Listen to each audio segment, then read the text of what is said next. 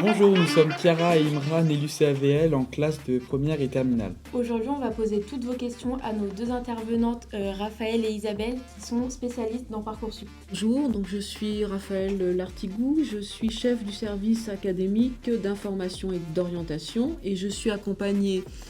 Bonjour, Isabelle Gauthier, je suis une des adjointes de Raphaël et je suis plus particulièrement en charge du pôle post-bac, d'où notre présence aujourd'hui puisqu'on va parler de Parcoursup. On se retrouve pour un deuxième épisode. Dans un premier temps, c'était attaché à la formulation des vœux. Maintenant qu'ils sont formulés, il va s'agir de compléter vos dossiers avant la date du 2 avril, 23h59. Compléter un dossier, c'est renseigner tout ce qui est demandé, ni plus, mais ni moins. C'est ce qu'on va voir aujourd'hui à travers les questions qu'on va aborder. Donc la première question qu'un grand nombre de personnes se posent, c'est par rapport à la lettre de motivation. Est-ce qu'il faut faire la même pour tous les vœux ou on doit un petit peu l'adapter à chaque formation, chaque école, etc. C'est bien une lettre de motivation pour un vœu et il n'est pas recommandé non plus de faire du copier-coller ou d'utiliser ChatGPT sans derrière qu'il y ait de travail et de personnalisation. Alors finalement, pour le dire simplement, c'est quoi une lettre de motivation ? C'est dire simplement pourquoi j'ai choisi cette formation, parce qu'elle va correspondre à mon projet, parce que je l'ai choisie en connaissance de cause. La preuve, j'ai été voir les portes ouvertes de votre établissement. Et puis, pourquoi devriez-vous me choisir, moi, plutôt qu'un autre ? Une question se pose aussi assez fréquemment pour les élèves qui postulent pour la même formation, mais dans différents établissements, si leur lettre de motivation doit différer en fonction de leur établissement. En fait, ça peut être possible si les attendus sont les mêmes, mais souvent, il peut y avoir quand même d'un établissement à un autre des petites subtilités. Il est quand même dans ce cas-là conseillé de l'adapter un peu, même si la trame de base va rester la même. Pour rester toujours dans le sujet de la lettre de motivation, on a entendu beaucoup de choses sur les réseaux sociaux par rapport à ça, mais est-ce qu'elle est vraiment prise en compte ou c'est juste un plus si on la renseigne ? Alors, elle est encore très largement demandée, mais plus de façon systématique, c'est-à-dire que si la formation vous la demande, ça veut dire qu'elle sera prise en compte et qu'elle sera lue. Alors, pour cela, vous allez consulter, si vous ne l'avez déjà fait, les fiches formation, dans la rubrique « Comprendre les critères d'analyse des candidatures », et vous trouverez dans cette rubrique le poids réellement accordé à la lettre de motivation. Vous trouverez sur le site Parcoursup, il y a un nouvel onglet cette année qui s'appelle Ressources. Et dans ces ressources, une fiche pour les élèves, une fiche de l'ONICEP qui vous aide à renseigner cette lettre de motivation. Une élève nous dit qu'elle a des trous dans son bulletin, un manque de notes et que cela laisse croire à un absentéisme. Comment elle peut le mentionner dans son dossier ? Souvent, dans ces situations-là, les enseignants expliquent dans leur appréciation pourquoi il peut y avoir une absence de notes. Mais chaque élève a l'opportunité, quand il renseigne dans son dossier sa scolarité, il a un encart qui s'appelle « Éléments liés à ma scolarité », dans lequel justement il peut expliquer des particularités de son dossier. Donc, ça peut être effectivement parce qu'on a eu des problèmes de santé, mais ça peut être des fois lié à d'autres des problèmes plus familiaux, par exemple. Et des fois, il peut y avoir aussi dans un dossier, de façon plus positive, des choses à expliquer parce que, par exemple, il y a eu une année à l'étranger. Donc, pour tous ces éléments, vous avez cette rubrique. Il y a aussi une question qui se pose sur le sujet de la réorientation. Pour quelqu'un qui a eu son bac il y a plusieurs années et qui a décidé de travailler, est-ce que cette personne, en se remettant dans le système scolaire, elle a moins de chances d'avoir une place dans la formation qu'elle demande plutôt qu'un élève qui n'est jamais sorti du système scolaire ? Tous les candidats, qu'ils soient en réorientation ou qu'ils soient de terminale comme vous, sont traités de la même manière. Ils peuvent même avoir travaillé très longtemps, voire être retraités, puisque notre champion avait quand même 90 ans quand il a repris ses études. Donc on peut avoir des candidats qui ont un certain âge. Donc dans ces cas-là, il y a la fiche de suivi facultative, certes, mais très importante parce que c'est un véritable atout pour expliquer votre démarche de réorientation en lien avec votre projet et surtout vos souhaits d'études supérieures. Pourquoi je reviens et pourquoi j'ai envie de me qualifier dans le même domaine ou dans un autre. En revanche, là, je vous invite vraiment à valoriser cette expérience puisque Ces années d'expérience professionnelle sont importantes à mettre en exergue, notamment dans l'onglet activités et centres d'intérêt. Du coup, est-ce que moi, en tant que candidate de terminale, j'ai aussi intérêt à remplir cette rubrique ou elle ne me concerne pas du tout? Ah oui, vous avez également intérêt à la remplir, hein, ça concerne tous les candidats. Elle va permettre d'informer les formations sur qui vous êtes en dehors du côté purement scolaire, qui va être apprécié à travers les bulletins ou vos fiches à venir, par exemple. Vous avez 4 domaines que vous pouvez renseigner.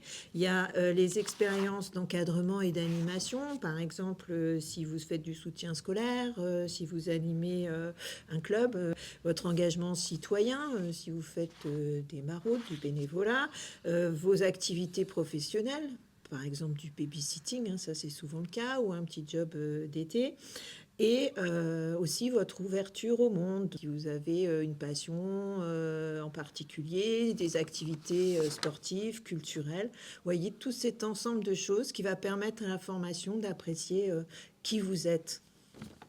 Et est-ce que vous pouvez nous donner un conseil Le conseil, c'est de bien adapter votre dossier aux critères d'analyse des candidatures. Ça, c'est la première chose, d'aller voir donc la fiche des formations. Quand je dis adapter, ça peut être en effet très très différent d'une formation à l'autre. Je vous donne un exemple.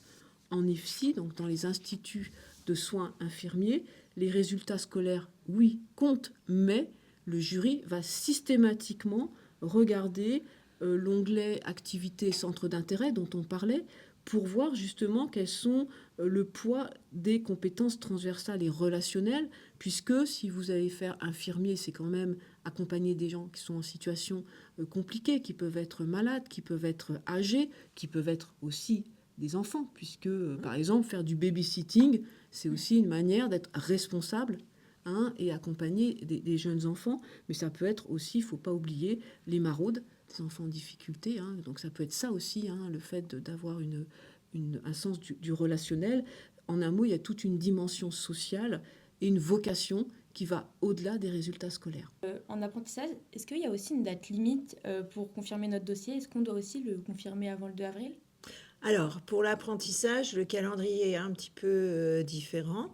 Donc, aussi bien, vous pouvez continuer à formuler des vœux même après le 13 mars. Et de la même manière, pour la confirmation, généralement, vous pouvez le faire tout au long de la procédure. Donc, une autre particularité, peut-être, puisqu'on parle de l'apprentissage et des dossiers à compléter, c'est qu'il faudra joindre un CV, un curriculum vitae, et que ce CV il sera commun pour toutes les formations. Donc là, il n'y aura pas à faire un CV différent par formation. Surtout, la particularité de l'apprentissage, c'est qu'au-delà de faire un vœu sur Parcoursup, il y a des démarches à faire à l'extérieur, puisqu'il faut faire toutes les démarches de recherche d'une entreprise pour signer un contrat d'apprentissage. Et en général, les centres de formation d'apprentis, les CFA dans lesquels vous postulez, vont vous proposer de vous accompagner, mais ça demandera du coup un investissement personnel quand même. Et donc, qu'est-ce que je dois renseigner et comment être sûr que mon dossier soit complet? Il y a des rubriques obligatoires, on a vu, hein, comme tout ce qui est lié à votre scolarité ou comme les projets motivés. Et il y en a d'autres qui sont conseillés comme activités centre d'intérêt ou la fiche de suivi. Mais rassurez-vous, si vous avez oublié de remplir un élément important, si votre dossier en un mot n'est pas complet, vous ne pourrez pas confirmer votre vœu. Donc du coup, on vous conseille fortement de ne pas attendre le 2 avril parce qu'il se peut que vous ayez des attestations à fournir ou simplement des éléments à rédiger que vous n'aurez pas le temps de rédiger si vous vous y prenez le 2 avril au soir. Une fois que j'ai bien rempli toutes mes informations sur Parcoursup et que j'ai bien complété toutes les rubriques, comment je peux être sûre que mon vœu a bien été confirmé? Alors, à partir du moment où il est confirmé, eh bien, vous avez une colonne en face de chaque vœu où il y a marqué l'état de votre vœu et donc il passera de à confirmer à confirmer. Alors après, ça peut être très stressant, effectivement, pour certains, donc d'être vraiment sûr que c'est confirmé.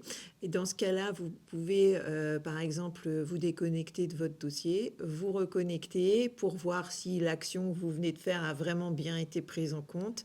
Et dans ce cas-là, vous reconstatez une deuxième fois que c'est bien marqué confirmé. Et là, on est sûr de chez sûr. Donc, quel conseil vous pourriez nous donner pour nous aider?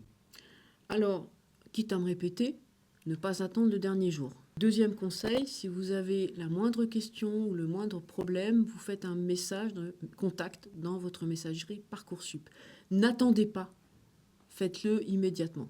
On pourrait aussi vous conseiller de prendre conseil auprès de vos professeurs, par exemple pour la rédaction de votre lettre de motivation ou pour vous aider à identifier ce que vous pourriez remplir dans les différentes rubriques, ou vous rapprocher des psychologues d'éducation nationale dans vos établissements ou en CIO, voire aussi dans votre entourage. Voilà, ne restez pas seul, demandez à être accompagné.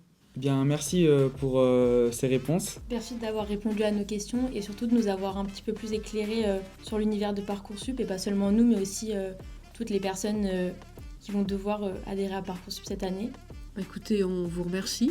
Merci à vous également. Donc rendez-vous à partir du 2 juin pour la phase d'admission où nous vous accompagnerons pour répondre aux questions que nous espérons nombreuses.